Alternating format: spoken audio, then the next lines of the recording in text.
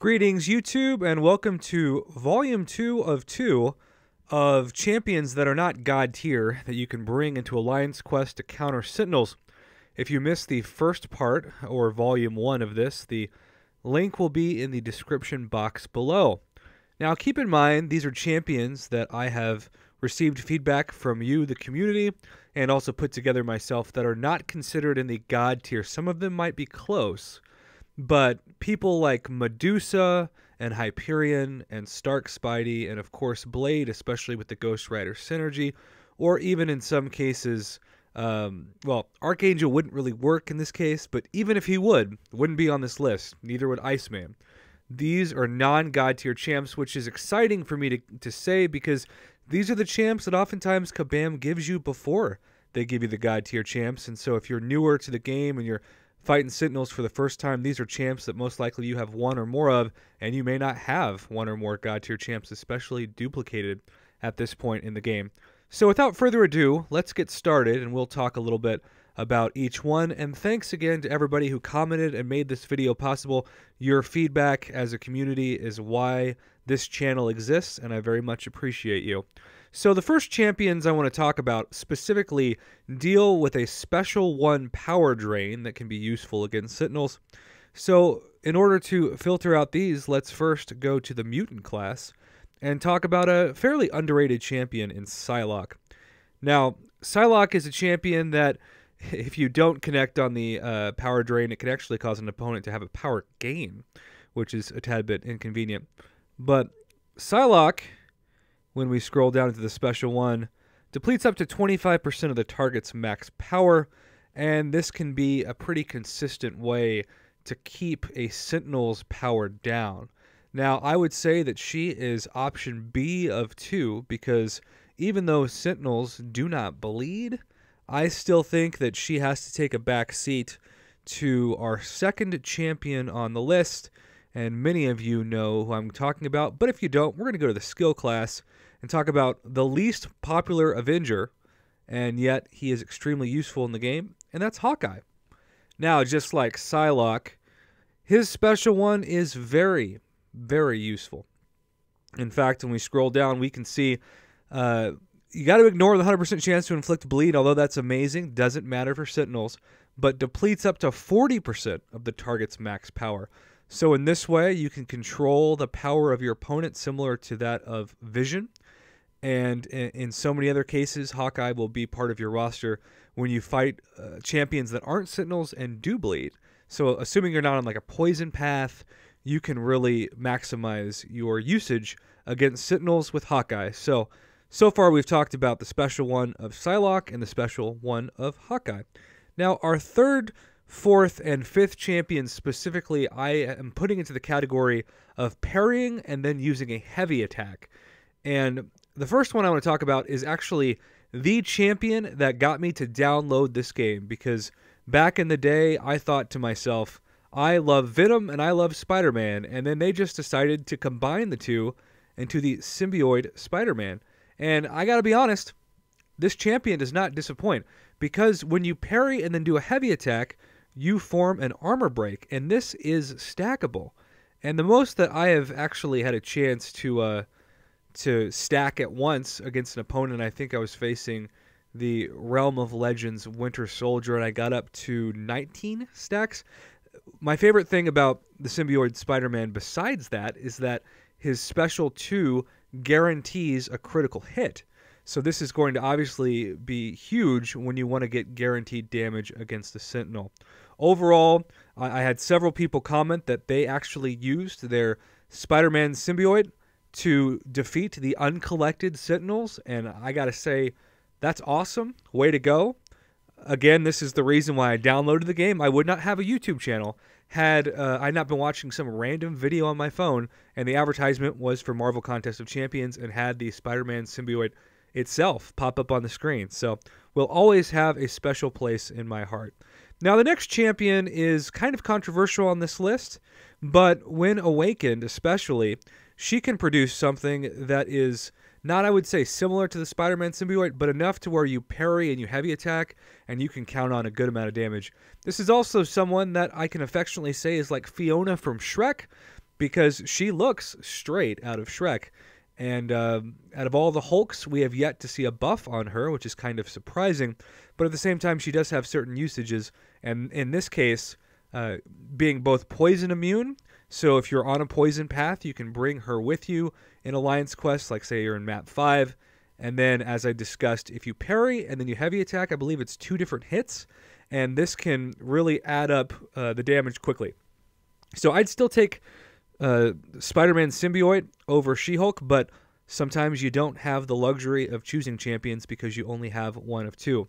Now, the last one is another one that I think kind of flies under the radar, but if she's awakened, and unfortunately mine is not, Phoenix can be such a useful champion. Now, blocking and heavying attack is still useful without being awakened, but you'll see the Rite of the Phoenix provides you with a rebirth of sorts that gives you, I won't say it's quite an Iron Man level of regeneration, but it still can bring you back from the dead and save you a revive. But several other people commented that they've used Phoenix against Sentinels, that they've parried and then done a heavy attack and gotten the health down quickly. So that is worth mentioning, and I just wanted to cover her quickly.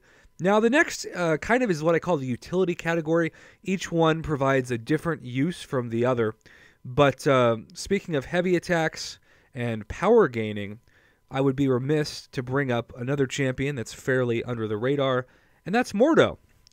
This champion has a number of utility usages. Obviously, he's traditionally in Alliance War Defense because you cannot parry him unless he is fatigued with, say, someone like a original Captain America or an Ant-Man. But there are several other usages for this champion, and a lot of people like to use him because of the degeneration and also because of the power gain. This is something that you would have to vary, but you can use both against Sentinels, especially if they don't have the Purify ability. And because some of you said that Mordo is your favorite choice, I wanted to add him to the list, even though I'm not the best with Mordo, and just want to go ahead and throw that out there. Now, even though I'm not the best with Mordo, I am the best with one of my top 5 favorite characters to use, and that is none other than the OG Daredevil, especially when you are like me and you have that radar sense at level 99, which guarantees a 100% chance to avoid a projectile. Now, I haven't fought a Sentinel before. Once you get to 100 analysis, I would imagine that this would actually still have a chance to be hit because Sentinels' attacks, I think, become unblockable, but maybe not even then. Maybe I'm just straight up wrong, which I always enjoy being, because in this case, that just means Daredevil's even better to use. Again, I haven't faced, but I can guarantee you before the 100 analysis, you can block that or evade that special 1 and special 2. So Daredevil is a champion that really specializes in 2 things: the 100% evade when awakened, and also a pretty reliable stun on both his special 1 and special 2. I use Daredevil for everything in Alliance Quest. He's my map 5 MVP. I use him against Gwenpool in the 3rd section. I use him against, well, last time I would use him against symbioids. Now, I guess I'm going to be using him against Sentinels. But he's also incredible to fight Dormammu, because both Dormammu's special 1 and special 2 are guaranteed to miss. And on the left side of the 3rd tier of Act 5, and by Act 5 I mean Map 5, excuse me, you have to play a Yellow Jacket, and Daredevil dodges both the unblockable special 1 of Yellow Jacket and the special 2, and so all in all, he remains a top-level MVP for Map 5. So our next champion, we are already up to champion number 8, and I'm going to stay actually in the skill class because I actually think that Elektra got maybe the most votes of anyone that just randomly commented in their choice for Sentinel counters.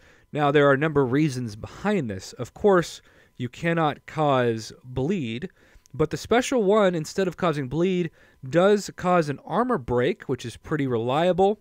And then one of her special abilities is the assassin level mastery once you get closer to the final percentage of health. So this is going to be really useful, especially if you have the assassin mastery on top of this, because we know that every fight in the Alliance quest is timed for 3 minutes. And so really If you haven't invested your resources in the Assassin Mastery, I'd highly recommend at least putting 2 out of 5 in that and just continuing to build it up. I currently have 5 out of 5 and do have a mastery setup on my channel that displays my latest mastery setup. So we are already 8 down. I'm trying to fly through this because no one wants to watch a 20-minute video on anything. We're going to go back here in the Cosmic class for another underrated champion. This time it's the King of Groots, a champion that will quite literally grow on you in Alliance Quest, pun intended. So this champion is here for 2 reasons. The first is his special 1 causes armor break, and second, a reliable regen. As you can tell, he also inflicts poison, which won't exactly help you with Sentinels, but maybe it will be a good use on your path against other champions. King Groot, I might be one of the only people that doesn't get excited at all to find him on my path in Alliance War. I find that because you can't really parry him, it's almost like he's got a built-in limber. It can be difficult to get him down, and that regen can also crank out pretty effectively, especially at a higher level. So King Groot is our 9th choice. Now, our last choice is somebody that I personally think could be at the top of this list, which is shocking to many because she was actually a top meme champion because she was the least voted champion in the Mystic class way back when we were voting for our favorite champions of each class to do the $1 4-star crystal a few months ago. And that is none other than Thor, Jane Foster, someone that I love to use against Sentinels. Now, this is for 2 main reasons as well. The first is she provides shock. Any champion that provides shock, and I covered Nebula in the last video, is going to be useful against Sentinels. But the other is that everybody talks about like Daredevil stun and other champion stun. Her stun, depending on how you fight, can be just as reliable, and that's going to be amazing when you combine it with shock against Sentinels. This, just like with Elektra, was probably the number 2 choice of over 100 of the comments I got regarding the percentage of comments that people had, that Thor Jane Foster was their MVP. So, quick recap to round out the list in case you joined or fell asleep or both. Psylocke, Hawkeye, both great for their special 1. Heavy attacks with parry, Spidey, Symbiote, She-Hulk, and Phoenix. Utility, which is a variety of differences that I've gone into already and won't repeat. Mordo, classic Daredevil, and Elektra, and then King Groot as well. And last, you got that shock, you got that stun. It's Thor Jane Foster. I have now given you 20 champions on my channel between the 1st and 2nd volume, and I hope that you have at least 1 or more of these champions and that you continue to rank them up to provide the best possible usage against Sentinels. I also just want to say, as always, thank you for your feedback. Everybody that commented, you helped make this video possible, and ultimately, I really hope and pray that this will be a resource that people can pass around to help save us revives and potions, because until the Alliance Quest rewards are buffed, and that will be a video very soon on the channel as well, we're in this awkward limbo where Alliance Quest overall just got much harder, but we are not rewarded or incentivized at all to continue the maps that we have if we die at a higher rate. So kabam, wake up, give us some better rewards, and in the meantime, good luck with Alliance Quest with the Sentinels, and thanks so much for watching.